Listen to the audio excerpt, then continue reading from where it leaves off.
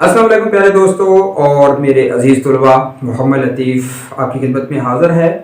तो आज हम बात करने जा रहे हैं कि मेरे एक बहुत ही प्यारे और साबका स्टूडेंट की मुझे कॉल आई और उन्होंने कहा कि सर कोई ऐसा नुस्खा, कोई ऐसा शॉर्टकट बताएं कि ज़िंदगी में कामयाबी हासिल कर सकें।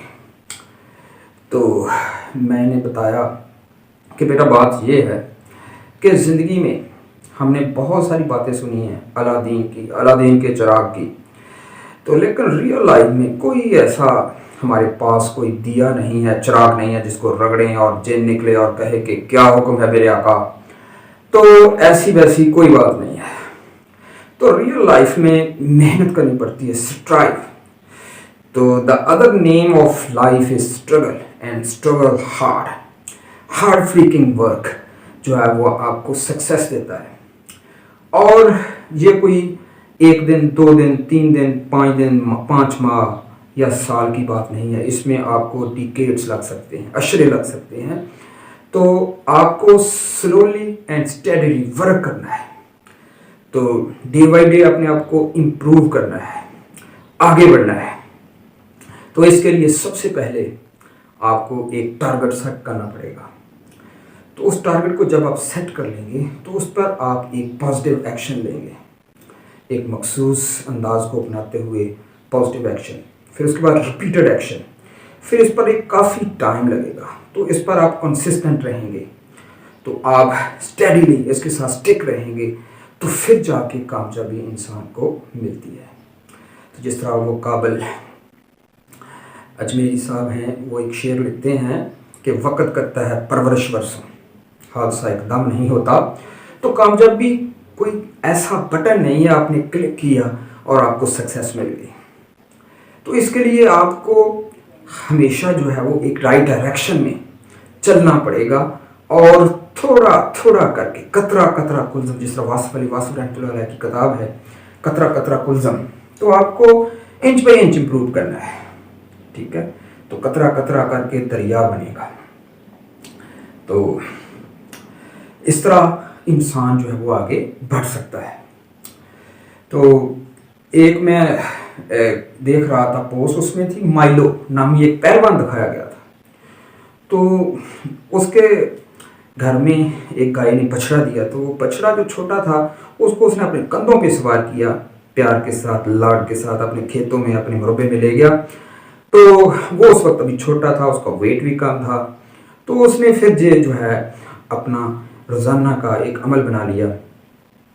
तो वो ज़ाहिर है बछड़ा ग्रो करता गया और उसका वेट हो सकता है डेली बेसिस पे कोई ग्रामों में इंक्रीज़ होता होगा। तो वो रोज़ाना उसको अपने कंधों पे उठा के खेतों में ले जाता, पूरी गली मोहल्लों में जो है वो उसको झूले देता। तो आहिस्ता आहिस्ता उसके मसल भी बिल्डअप होते चले गए। उसी तरह जिस तरह उसका वज़न इंक्रीज़ होता चला गया, तो एक दिन ऐसा भी आया कि वो पूरा बैल ज़बरदस्त किस्म का मजबूत बैल बन चुका था और माइलो उसको फिर भी अपने कंधों पे उठा के पूरे गांव की गलियों में चलता फिरता था। और जो फर्स्ट टाइम लोग उसको देखते थे तो वो हैरान होते थे कि ये क्या, इतना बड़ा बैल आपने अपने अपने कंधों पे उठाया हुआ है। तो असल में उसको पता नहीं है कि ये जो वाक़या हुआ है, ये जो हैपनिंग है बैल को कंधे पे उठाने का, तो ये किसी एक दिन में नहीं हुआ, उसको कई साल लगे हैं। तो उसी हिसाब से वो प्रैक्टिस करता गया, उसके मसल बिल्डअप होते गए, जो उसका वेट इंक्रीज होता गया, तो वो स्टिक रहा इस काम के साथ। तो आपने भी ऐसा ही करना, अपनी डेली लाइफ में अपने डेस्टिनेशन पर फोकस रखना है।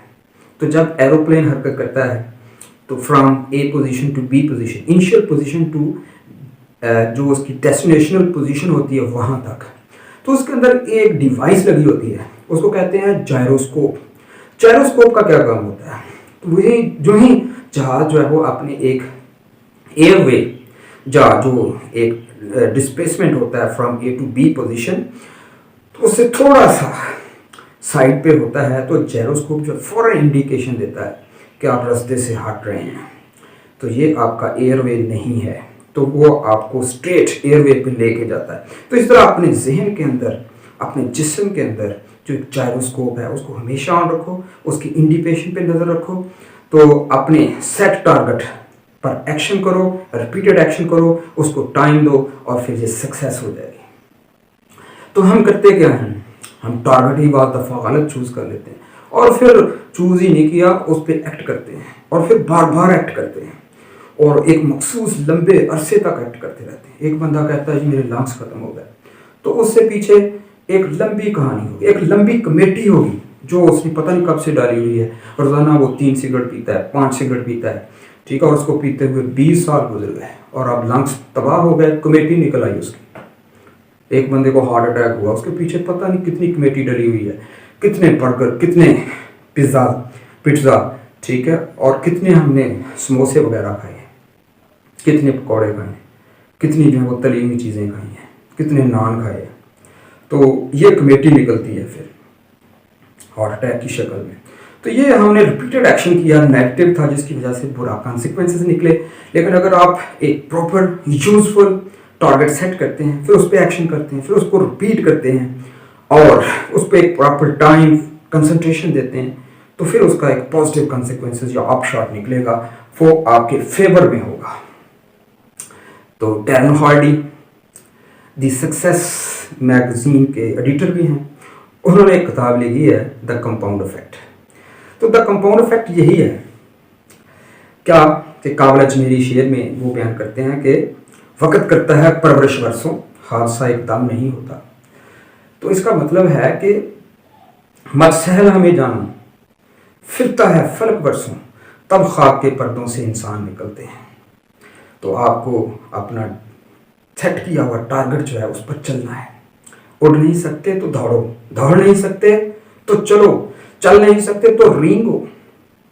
آپ کی سپیڈ سلویسٹ ہو جائے، ڈیڈ سلو ہو جائے، لیکن آپ کو رکنا نہیں ہے، آپ نے اپنی منزل کی طرف چلنا ہے۔ تو منزل کی اچیومنٹ، سکسیس جو ہے ایک ہارڈ فریکنگ ورک ہے، کنٹینیو ورک ہے، اور اس میں کنٹینیوٹی اور کنسسٹنسی کا جو ہے وہ لازمی ہے، اس کے بغیر یہ کام ممکن نہیں ہے۔ بزرگ جو ہے وہ چلا کرتے تھے، اپنے مریدوں کو چلا کرواتے۔ چلا کیا ہے؟ 40 دن ایک کام ہے، اس کو مسلسل کرنا ہے، اس پہ فوکس کرنا ہے، پھر وہ آپ کی سیکنڈ نیچر بن جائے گی، وہ آپ کے نیچر کا حصہ بن جائے گا۔ تو اس کو رسول پاک صلی اللہ علیہ وسلم نے مداومت عمل کے نام سے پکارا۔